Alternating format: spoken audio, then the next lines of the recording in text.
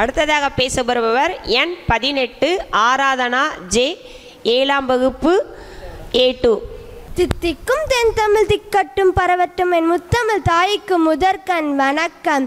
ஈன்ற பொழுதும் பெருதுவக்கும் தன் மகனை சான்றோர் என கேட்ட தாய் என்ற குரலுக்கு இணங்கி தன் தாய் தந்தை வேற்றியிருக்கும் ஆண்டோருக்கும் சான்றோருக்கும் என்னை போன்றவருக்கும் என் இனிய வணக்கம்.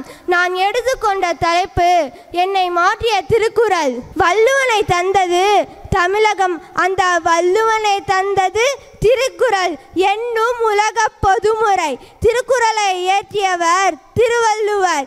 இவருடைய காலம் கிமு 31 ஆகும்.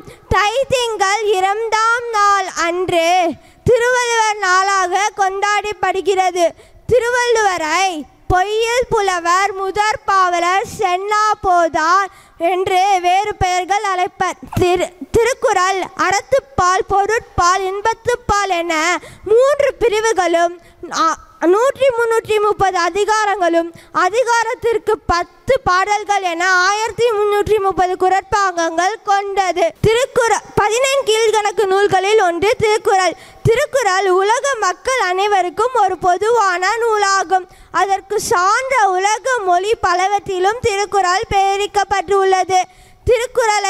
திருக்குறள் உலகோர் அனைவருக்கும் கருத்துக்கள் கூறுவதால் ஆளும் வேலும் பல்லுக்குருதி, சொல்லும் இரண்டும் சொல்லுக்குருதி என்று 2 என்பது 2 அடிகள் கொண்ட திருக்குறளை குறிக்கும். நன்றி.